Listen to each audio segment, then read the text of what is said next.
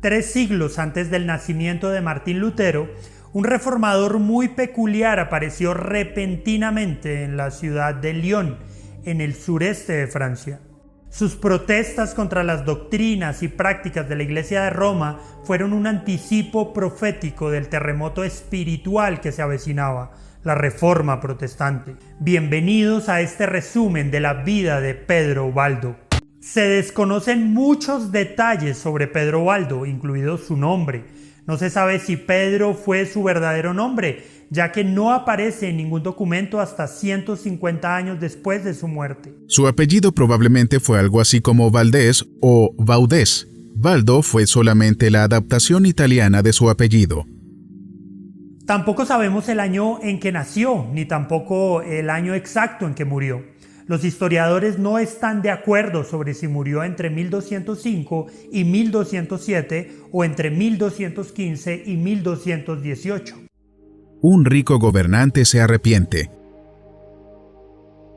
Pero lo que sí sabemos es que en 1170 Baldo era un comerciante muy rico y bien conocido en la ciudad de Lyon. Tenía una esposa, 2 hijas y muchas propiedades.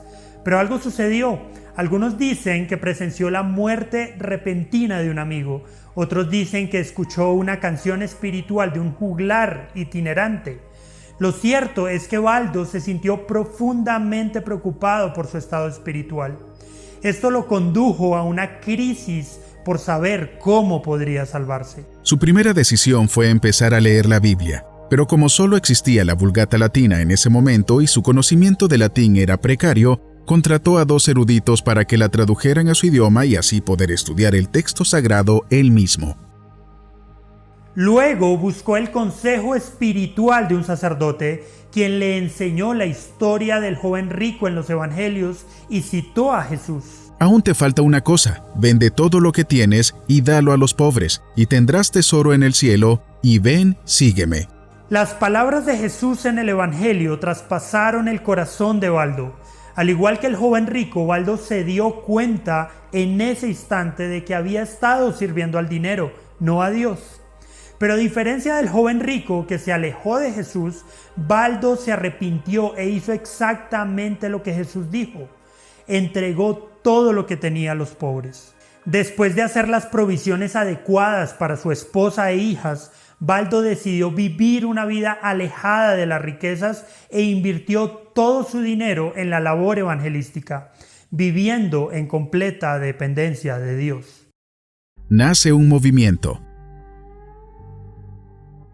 Baldo inmediatamente comenzó a predicar desde su Biblia en las calles de Lyon, especialmente a las personas pobres. Muchos lo siguieron y para el año 1175 un grupo considerable de hombres y mujeres se habían convertido en discípulos de Baldo. Ellos también renunciaron a sus posesiones y se dedicaron a predicar. La gente comenzó a llamar a los seguidores de Baldo los pobres de Lyon. Más tarde, a medida que el grupo se convirtió en un movimiento y se extendió por toda Francia y por otras partes de Europa, se les conoció como valdenses. Incomodidad con Roma. Cuanto más Baldo estudiaba las Escrituras, más se preocupaba por ciertas doctrinas, prácticas y estructuras del gobierno de la Iglesia de Roma, sin mencionar su riqueza, que se contraponía con la visión y la experiencia de lo que significaba ser cristiano para Baldo. Pero Pedro Baldo no se quedó callado, sino que se pronunció valientemente contra estas cosas. Sin embargo, este tipo de posiciones incomodaban a la Iglesia, así que Roma prohibió oficialmente la predicación laica, y Baldo y su grupo atrajeron inmediatamente la oposición de los líderes de la Iglesia. La expulsión de la Iglesia de Roma. El arzobispo de Lyon se sintió particularmente molesto por este movimiento de reforma autodidacta y sin educación, y movió sus influencias para neutralizarlo. Pero en el año 1179, Baldo apeló directamente al Papa Alejandro III y recibió su aprobación. El Papa le otorgó un voto de pobreza. Sin embargo, solo 5 años después, un nuevo Papa, Lucio III, se puso del lado del arzobispo. En 1183, Baldo y sus seguidores fueron excomulgados por violar la prohibición de la predicación y fueron expulsados de la ciudad. Fueron condenados formalmente en un consejo eclesiástico en el año 1184 junto con otros presuntos herejes, incluidos los cátaros, contra quien Baldo había predicado anteriormente. Si la Iglesia de Roma no hubiese expulsado a Baldo, tal vez el movimiento se hubiera convertido en una comunidad religiosa más de las decenas que existían ya dentro de la Iglesia. Realmente Baldo nunca tuvo la intención de separarse de Roma y mantuvo numerosas doctrinas católicas tradicionales.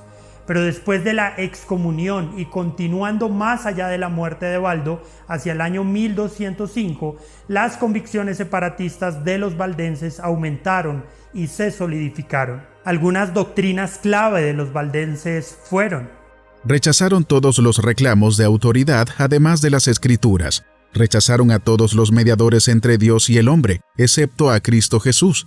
Rechazaron la doctrina de que solo un sacerdote podía escuchar la confesión y argumentaron que todos los creyentes estaban calificados. Rechazaron el purgatorio y, por tanto, rechazaron las indulgencias y las oraciones por los muertos. Creían que los únicos sacramentos aprobados por las Escrituras eran el bautismo y la comunión. Desestimaron el énfasis de la Iglesia en el ayuno y los días de fiesta y las restricciones alimenticias. Repudiaron la veneración de reliquias, peregrinaciones y el uso del agua bendita. Rechazaron el reclamo del Papa a la autoridad sobre los gobernantes terrenales. Finalmente desaprobaron la sucesión apostólica del Papa.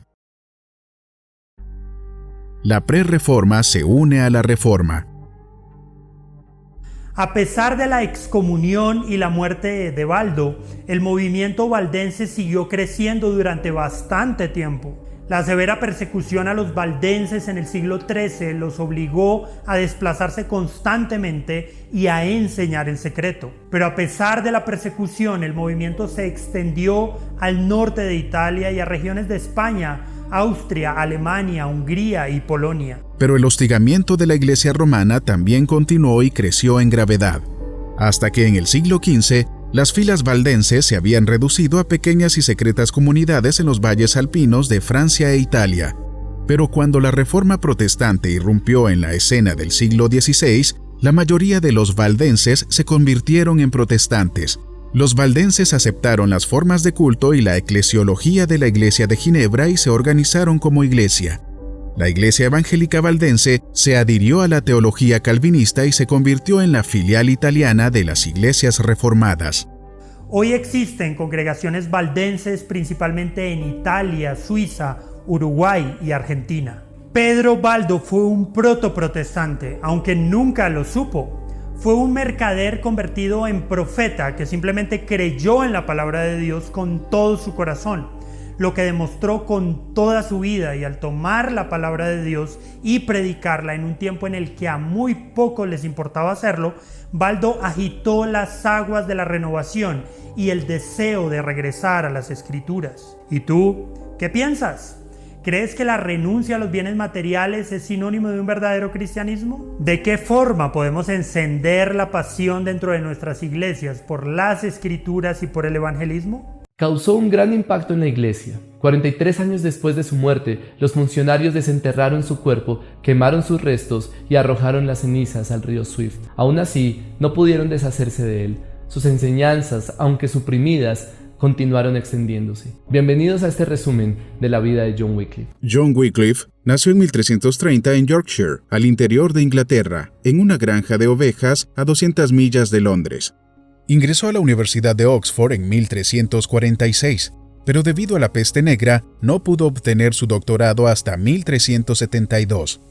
Sin embargo, para entonces ya era considerado el principal filósofo y teólogo de Oxford. Se aplicó rigurosamente al estudio de la teología y de las Escrituras. Mientras lo hacía, se dio cuenta de lo mucho que la Iglesia se había desviado. Preparando el escenario. En la década de 1370, John Wycliffe produjo 3 obras significativas. La primera, sobre el dominio divino, apuntó a la autoridad papal. Wycliffe no pudo encontrar una orden bíblica para el papado. De hecho, argumentó que el papado entraba en conflicto y ocultaba la verdadera autoridad de la Iglesia y de las Escrituras. La segunda obra importante fue sobre el dominio civil. Aquí Wycliffe apuntó a la autoridad de la Iglesia Católica Romana sobre la corona inglesa y la nobleza. No vio ninguna razón para que Inglaterra se viera obligada a apoyar a una iglesia corrupta. En su tercer trabajo principal, sobre la verdad de las Sagradas Escrituras, desarrolló la doctrina de la autoridad de la Biblia. Estas tres obras fueron cruciales para preparar el escenario para la Reforma. 2 miembros de la facultad que visitaban Oxford regresaron con los escritos de Wycliffe a su ciudad natal de Praga. Estas obras influenciaron posteriormente a Jan Hus. Maestro de los errores.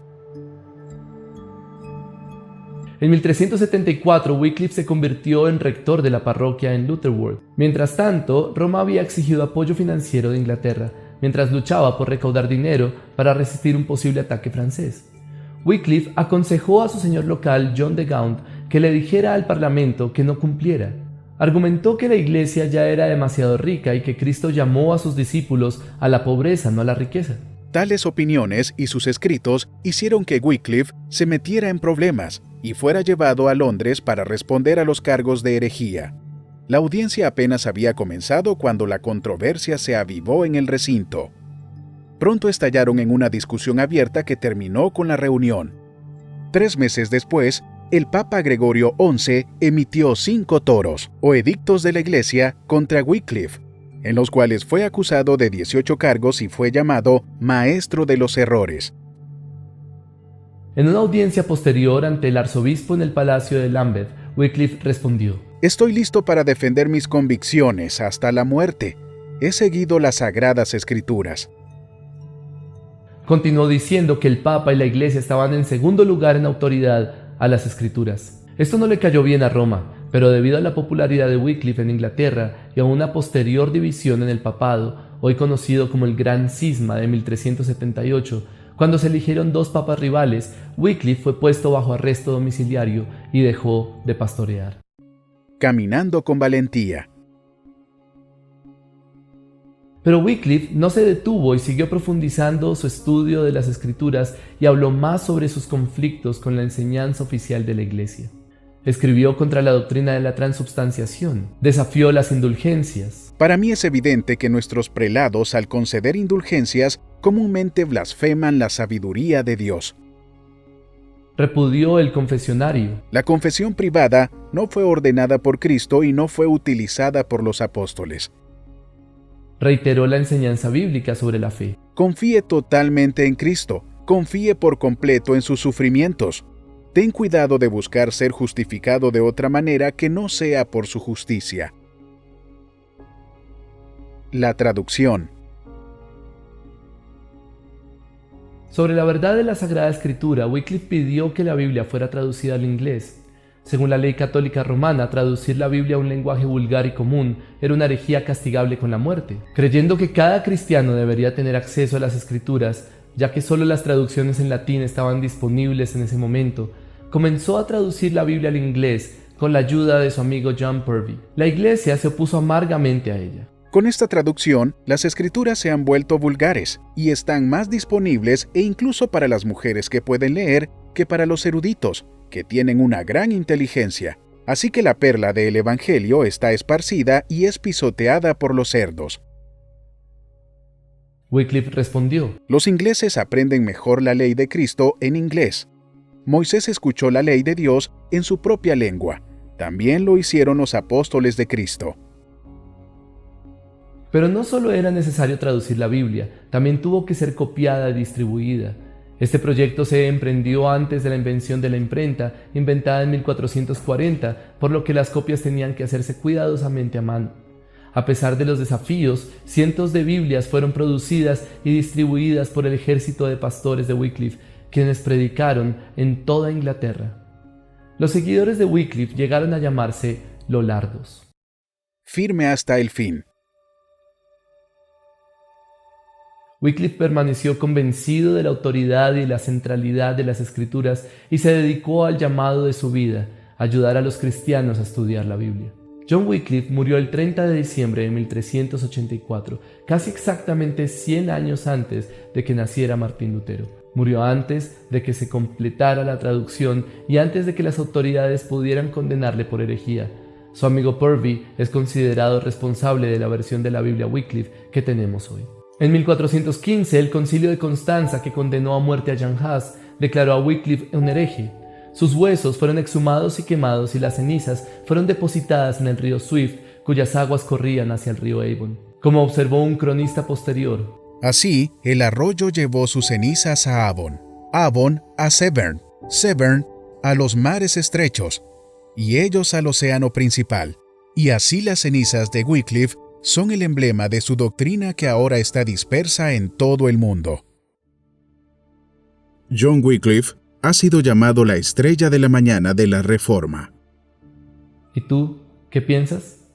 ¿Cuál crees que fue el legado más importante de John Wycliffe? ¿De qué forma puede ser valiente para llevar las verdades del Evangelio a una sociedad cada vez más alejada del Señor? Al comienzo de su carrera monástica, Martín Lutero, buscando libros en una biblioteca, se encontró con un volumen de sermones de un sacerdote que había sido condenado como hereje. No pude entender por qué motivo había quemado a un hombre tan grande que explicaba las Escrituras con tanta profundidad y habilidad.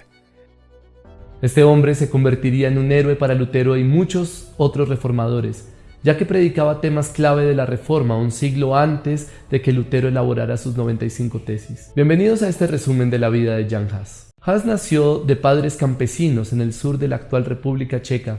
Para escapar de la pobreza, Hus se preparó para el sacerdocio. Pensé en convertirme en sacerdote rápidamente para asegurar un buen sustento y una buena vestimenta y ser considerado por los hombres. Obtuvo una licenciatura, una maestría y finalmente un doctorado. Fue ordenado en 1401 y se convirtió en predicador de la capilla de Belén de Praga, la iglesia más popular en una de las ciudades más grandes de Europa. El contacto con Wycliffe. Hus pasó gran parte de su tiempo sirviendo en la academia como decano de la Facultad de Filosofía en Praga. Al vivir en una época de agitación social entre los hablantes alemanes y los ciudadanos checos, Hus se convirtió posteriormente en una figura clave para el nacionalismo checo. Sus puntos de vista acerca de la máxima autoridad de las Escrituras se encendieron cuando comenzó a leer las obras de John Wycliffe. Hus vivió en una época en que la inmoralidad infectó el sacerdocio de la Iglesia Católica. Pronto comenzó a predicar sermones violentos contra la corrupción del clero hasta que lo denunciaron al arzobispo y le prohibieron predicar. Mientras Hus leía las Escrituras y observaba a los papas de su época abusar de su poder, concluyó que la autoridad papal no era la máxima. Necesitaba una base más sólida que la que se construyó a partir de la opinión de los hombres, sin importar qué tan considerados o eruditos fueran. Él construyó su vida y ministerio sobre la palabra de Dios. Jan Hus argumentó firmemente contra las indulgencias. Abogó porque tanto el pan como el vino se sirvieran en la comunión y predicó en el idioma de las personas en oposición al latín con el que se predicaba entonces. El gran cisma. Mientras tanto, la situación se complicó con la política europea, que vio a dos papas compitiendo para gobernar a toda la cristiandad. Un consejo de la Iglesia fue convocado en Pisa en 1409 para resolver el asunto. El consejo derrocó a ambos papas y eligió a Alejandro V como el pontífice legítimo. Alejandro pronto fue persuadido, es decir, sobornado para aliarse con las autoridades de la Iglesia bohemia contra Hus. Hus tenía prohibido predicar, pero solo en papel. Con el apoyo de los bohemios locales, Hus continuó predicando y ministrando en la capilla de Belén. Cuando el sucesor del Papa Alejandro V autorizó la venta de indulgencias para recaudar fondos para su cruzada contra uno de sus rivales, Hus se enojó y se volvió aún más inflexible. El Papa actuaba por mero interés propio y Hus ya no podía justificar la autoridad moral del Papa. Se apoyó aún más en la Biblia, que proclamó como la autoridad final para la Iglesia. Hus argumentó además que el pueblo checo estaba siendo explotado por las indulgencias del Papa. Sus opiniones fueron consideradas como un ataque contra el rey de Bohemia, quien obtuvo una parte de los beneficios del dinero recaudado con la venta de las indulgencias. Escritura rebelde. Con eso Hus perdió el apoyo de su rey.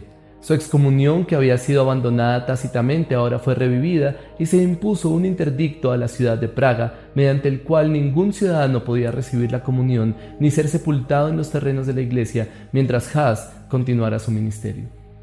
Para salvar a la ciudad, Hus se retiró al campo hacia fines de 1412, donde pasó los siguientes 2 años en una actividad literaria intensa escribiendo varios tratados. En noviembre de 1414, el Concilio de Constanza se reunió y el emperador instó a Hus a venir y a dar cuenta de su doctrina. Debido a que se le prometió seguridad y a la importancia del consejo, que prometía reformas importantes a la iglesia, Hus decidió asistir. Sin embargo, cuando llegó, fue arrestado de inmediato y permaneció encarcelado durante 6 meses. En lugar de una audiencia, a Hus finalmente se lo llevaron ante las autoridades encadenado y se le pidió simplemente que se retractara de sus opiniones. El último aliento. En julio de 1415 lo desnudaron, lo adornaron con un sombrero de burro pintado con demonios y etiquetado como archihereje, todo mientras oraba por sus enemigos. Luego lo llevaron junto a una pila en llamas de sus libros y lo encadenaron a una estaca. En respuesta a estar encadenado, dijo: Mi Señor Jesucristo fue atado con una cadena más dura que esta por mi bien. Así que, ¿por qué debería avergonzarme de esta cadena oxidada? Le dijeron una vez más que se retractara, pero él se negó, proclamando: Lo que enseñé con mis labios ahora lo sellaré con mi sangre. Sus verdugos recogieron sus cenizas y las arrojaron a un lago para que no quedara nada de sus restos. Pero algunos checos recolectaron trozos de tierra del suelo donde Hus había muerto y los llevaron de regreso a Bohemia como monumento conmemorativo. Los bohemios estaban furiosos con la ejecución y repudiaron al concilio. Durante los siguientes años, una coalición de husitas se negó a someterse a la autoridad del Sacro Emperador Romano o de la Iglesia y repelió 3 asaltos militares. A la postre, Bohemia se reconcilió con el resto de la cristiandad occidental. Los que repudiaron el compromiso de unirse de nuevo a Roma formaron la Unitas Fratrum, o Unión de Hermanos, que se convirtió en la base de los hermanos moravos, quienes jugarían un papel influyente a lo largo de los próximos siglos. ¿Y tú qué piensas? ¿Qué podemos aprender los creyentes de hoy del pensamiento y de las acciones de Jan Hus? ¿Estarías dispuesto a dar tu vida por defender la verdad? Esta es la ciudad de Worms. Hace casi 500 años aquí se dio uno de los eventos más importantes de la historia del protestantismo. Martín Lutero se enfrentó a un grupo de clérigos, nobles y ante el propio Carlos V para defender sus posiciones y sus escritos. La Dieta de Worms, como se conoce este importante evento histórico, no llevó a ninguna parte. Y Lutero tuvo que huir para ser rescatado por su protector Federico de Sajonia. En la ciudad de Worms se levanta desde 1868 uno de los mayores monumentos a la reforma iniciada por Lutero. El monumento consta de 2 estatuas y 8 medallones de las figuras más importantes de la Reforma. Lutero en el centro y abajo alrededor suyo las estatuas de 4 personajes considerados como pioneros de la Reforma en Europa: Pedro Baldo, John Wycliffe, John Hus y Girolamo Savonarola. Los 4 personajes fueron muy diferentes y provenían de diferentes lugares. Vivieron en tiempos y en contextos distintos, pero tuvieron muchas cosas en común. Sin la inspiración, trabajo, entrega y legado de estos 4 personajes, quizá la reforma protestante no se hubiera dado, o al menos no en las condiciones en las que se dio. Pedro Baldo. Muchos aspectos de la vida de Pedro Baldo no se conocen, incluyendo su fecha y lugar de nacimiento. Pero lo que sí sabemos es que en 1170, Baldo era un mercader muy rico y conocido en la ciudad de Lyon, Francia. Tenía una esposa, 2 hijas y muchas propiedades, pero algo pasó. Algunos dicen que fue testigo de la muerte repentina de un amigo. Otros dicen que escuchó un canto espiritual de un cantor ambulante, lo que causó en Baldo una conmoción profunda sobre su estado espiritual. Lo primero que decidió hacer fue leer la Biblia, pero como solo existía la Vulgata latina y su latín era pobre, contrató a 2 académicos para que la tradujeran a su idioma. Luego buscó consejo espiritual de un sacerdote, quien lo dirigió a la historia del joven rico en los evangelios. Waldo tomó acción, le dio todo lo que tenía a los pobres y desde entonces determinó vivir en completa dependencia de Dios. Comenzó a predicar con su Biblia en las calles de Lyon, específicamente a los pobres. Muchos se convirtieron y para el año 1175 ya contaba con un grupo de seguidores que también se deshicieron de sus posesiones y comenzaron a predicar. La gente comenzó a llamarlos los pobres de Lyon. Al crecer el grupo y convertirse en un movimiento, se esparció por Francia y otras partes de Europa y fueron llamados valdenses. Mientras más estudiaba Waldo las escrituras, más se preocupaba sobre ciertas doctrinas, prácticas y estructuras de gobierno de la Iglesia. Las autoridades católicas no estaban contentas con la predicación de este desconocido hombre y terminaron por excomulgarlo. Después de la muerte de Pedro Waldo en el año de 1205, el movimiento valdense continuó creciendo. John Wycliffe. Nació en el interior de Inglaterra, en una granja de ovejas a 200 millas de Londres. Ingresó en la Universidad de Oxford en 1346. En pocos años ya era considerado el principal filósofo y teólogo de la institución.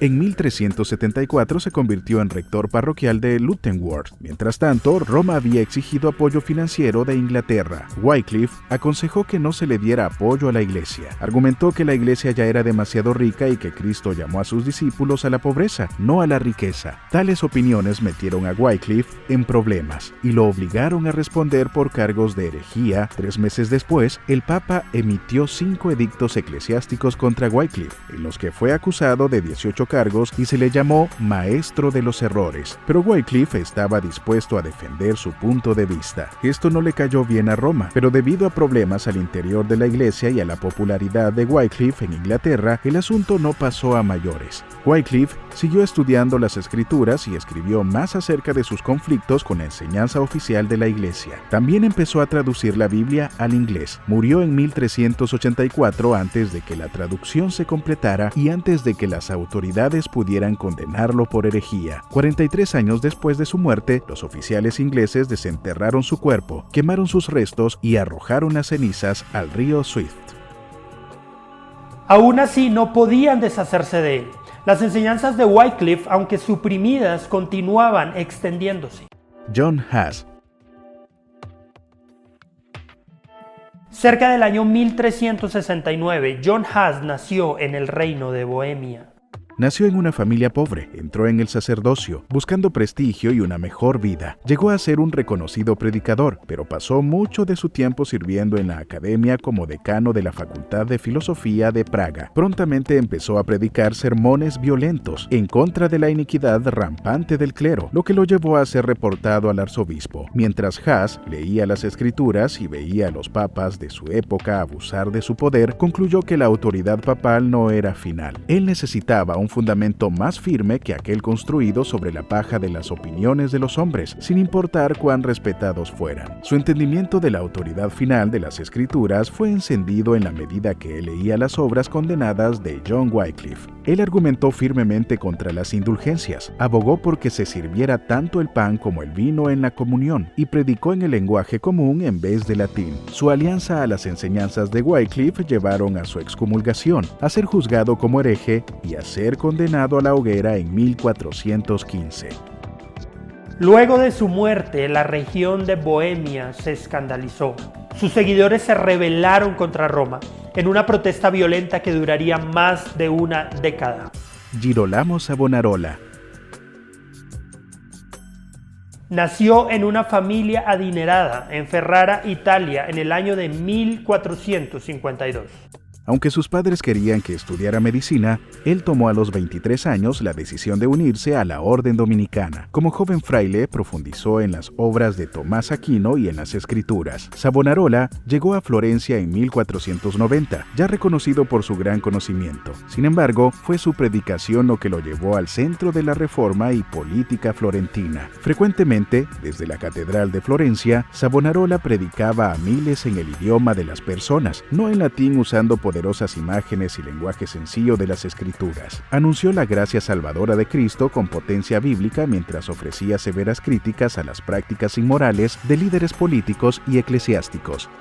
De 1494 a 1498, Savonarola fomentó un dramático cambio político y social en Florencia. Su predicación se volvió mucho más profética. Hacia la cúspide de estos cambios, organizó a los jóvenes de Florencia para modelar e incitar una reforma, haciendo varias hogueras de vanidades, en las que se quemaban objetos que se consideraban pecaminosos.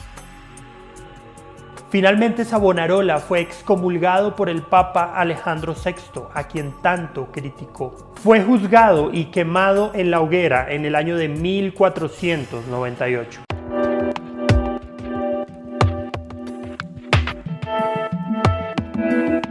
Pero estos prerreformadores tenían muchas cosas en común. En primer lugar, condenaron la inmoralidad de la Iglesia. Tanto Valdo como Wycliffe y Hus condenaron la doctrina de las indulgencias. Todos condenaron los abusos del Papa de Roma y el clero en general. Todos fueron excomulgados por la Iglesia de Roma debido a sus posturas, y dos de ellos, Hus y Savonarola, ardieron en la hoguera. Ninguno de los cuatro personajes se retractó de sus posiciones. Tanto valdenses como lollardos y husitas posteriormente se unieron al protestantismo, y quizá el hecho más relevante, todos rescataron la autoridad de las Escrituras y la predicaron en la lengua del pueblo, en un tiempo en el que hacerlo era muy peligroso.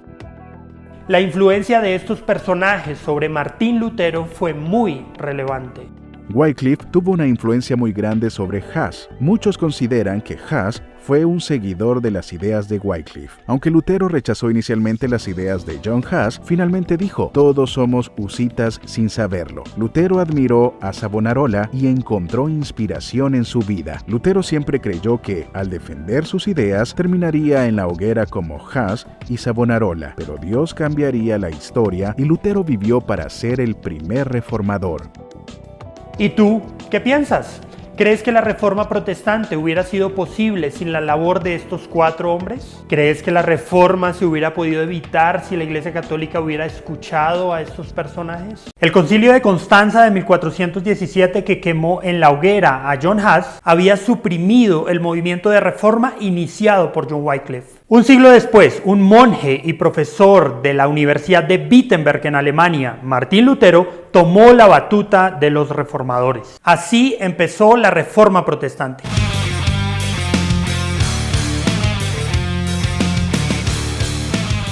En 1516, Alberto de Brandenburgo le pidió prestada una suma sustancial a los banqueros alemanes para comprarle al Papa León X el arzobispado de Mainz, a pesar de tener ya otros dos obispados.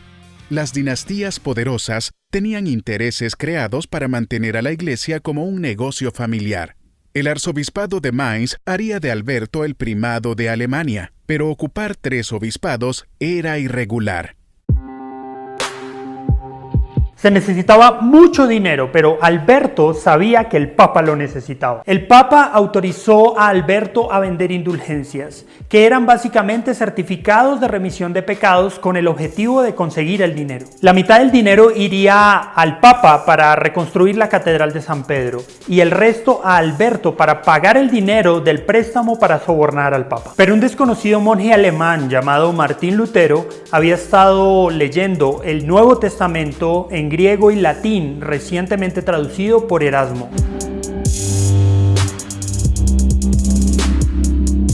Con estas lecturas, Lutero aprendió que Jesús ya había pagado el precio requerido para la salvación de la persona. Jesús era el Cordero de Dios, sacrificado en la cruz como nuestro sustituto. Había llevado sobre él toda la pena de nuestro pecado. No había nada que los seres humanos pudieran pagar para comprar la salvación. Todo lo que teníamos que hacer era arrepentirnos de nuestros pecados y recibir por fe la dádiva de Dios. Lutero se dio cuenta que la venta de indulgencias era explotar a las masas en nombre de la religión. Como sacerdote, Lutero era responsable de educar a su rebaño y protegerlo de los lobos voraces. En este caso, los lobos resultaban ser sus superiores, a quienes había hecho el voto de obedecer, pero también era un profesor con ciertas libertades académicas y podía publicar sus opiniones para el escrutinio de sus colegas y sus estudiantes. El 31 de octubre de 1517, Lutero clavó sus 95 tesis en la puerta de la Catedral de Wittenberg.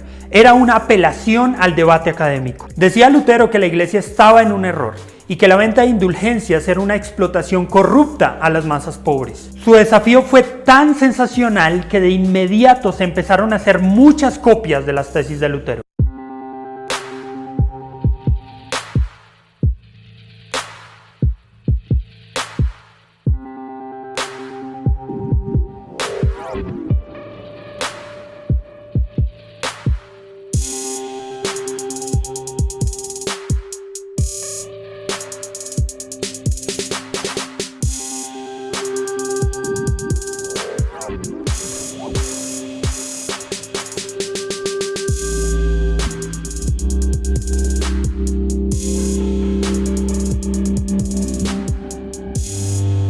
En diciembre de 1520 se le preguntó a Lutero si estaba dispuesto a comparecer ante el emperador Carlos para ser juzgado por herejía. John Huss, el reformador checo, y otros predecesores de Lutero habían sido quemados en la hoguera a pesar de que la iglesia les había asegurado un salvoconducto. A Lutero nunca se le dio tal seguridad. Sin embargo, aceptó asistir. Felizmente, Federico, duque de Sajonia y protector de Lutero, obtuvo el salvoconducto. Lutero enfrentó el juicio en la ciudad de Worms. Las autoridades intentaron intimidarlo para someterle y eliminar de plano la amenaza que significaba este pobre e insignificante monje. Ronald Bainton, biógrafo de Lutero, escribió esto sobre ese momento. La escena se presta para una descripción dramática.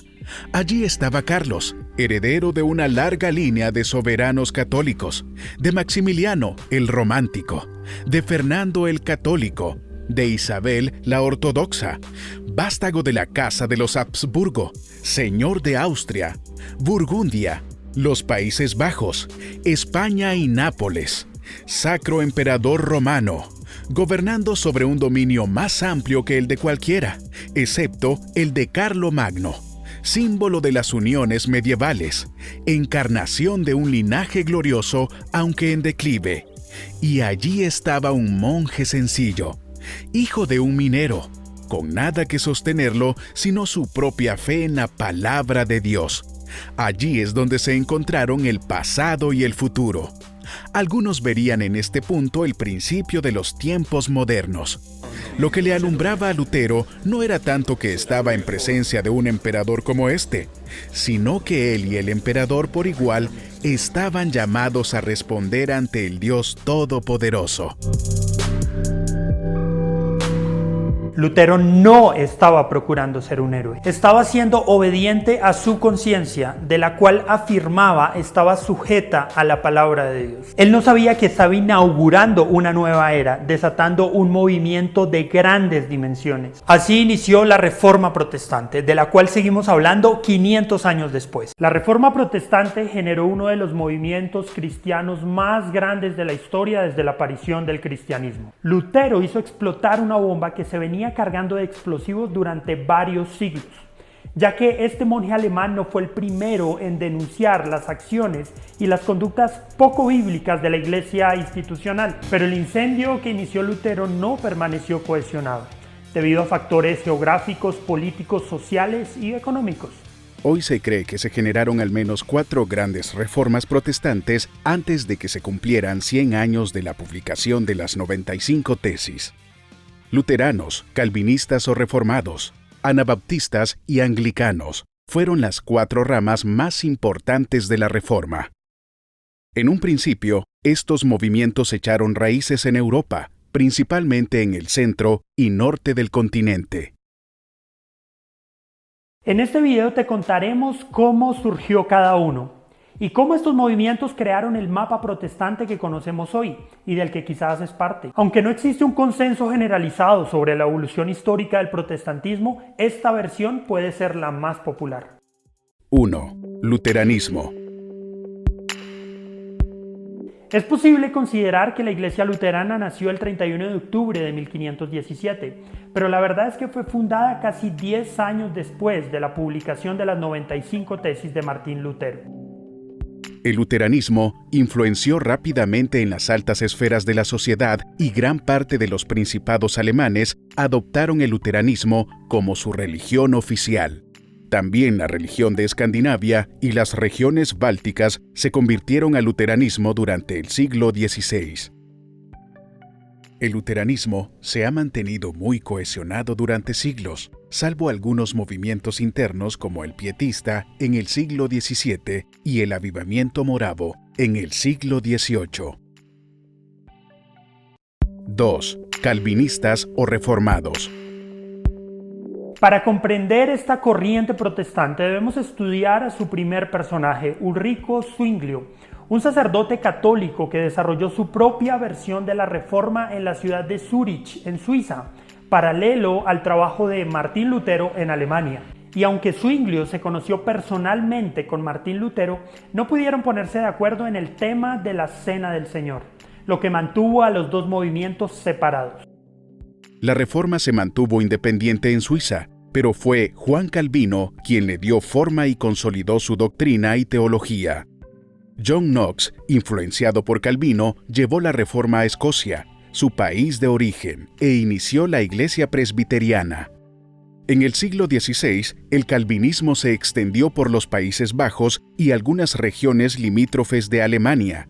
Llegó a Francia, Inglaterra, Hungría, Lituania y Polonia. La emigración a Norteamérica llevó el calvinismo a los Estados Unidos, donde la mayor parte de colonos puritanos eran calvinistas. 3. Anabaptistas. El nombre anabaptista se refiere a rebautizar. Este nombre fue impuesto por los detractores del movimiento, ya que los anabaptistas consideraban el bautismo infantil como inválido. Los anabaptistas surgieron como una vertiente de la Reforma protestante del siglo XVI en Suiza, Austria, Alemania y Holanda.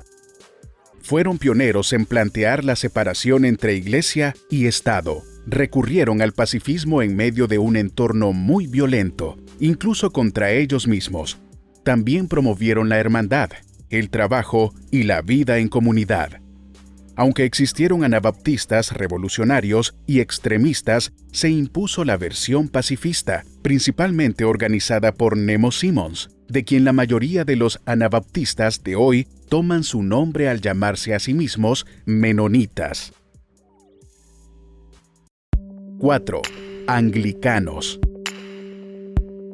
En 1534, Enrique VIII, rey de Inglaterra, quiso anular su matrimonio con Catalina de Aragón para casarse con Ana Bolena. Ante la negativa del Papa ante esta solicitud, Enrique se declaró jefe supremo de la Iglesia de Inglaterra para así asegurar la anulación de su matrimonio. Con el tiempo y a pesar de las luchas internas, la Iglesia anglicana adoptó los principios de la Reforma. La Iglesia de Inglaterra se ha mantenido hasta nuestros días, pero dentro de sus filas se han gestado movimientos muy significativos. En 1609, desde su interior, se funda lo que hoy conocemos como las iglesias bautistas. En 1646, el movimiento cuáquero y en 1789, el movimiento episcopal. También, en 1750, se inicia la Iglesia Metodista, fundada por los hermanos John y Charles Wesley, junto a George Whitefield. Con el tiempo, este movimiento se propagó rápidamente por los Estados Unidos, causando lo que hoy conocemos como el primer y segundo gran despertar. Estos avivamientos produjeron especialmente dentro del metodismo el movimiento de santidad, que a la postre sería la semilla del pentecostalismo y más adelante del movimiento carismático. A pesar de las aparentes divisiones, en su gran mayoría el protestantismo se mantiene unido, bajo algunos principios fundamentales como las 5 solas: solo Cristo, sola Escritura, sola fe, sola gracia y solo para la gloria de Dios, heredadas directamente de la Reforma protestante del siglo XVI. Pero la Reforma aún no ha llegado a su fin. Hoy, aproximadamente el 37% de los 2,2 mil millones de cristianos del mundo pertenecen a una denominación protestante, más de 800 millones en todo el mundo, lo que representa alrededor de un 11% de la población mundial, y crece significativamente en los 5 continentes, en países como Irán, China, India, o en regiones como Oriente Medio, Sudamérica o África, donde el protestantismo mantiene un crecimiento sin precedentes. ¿Y tú qué piensas? ¿Tienes otra perspectiva sobre la evolución histórica del protestantismo? ¿Crees que el protestantismo seguirá creciendo en todo el mundo?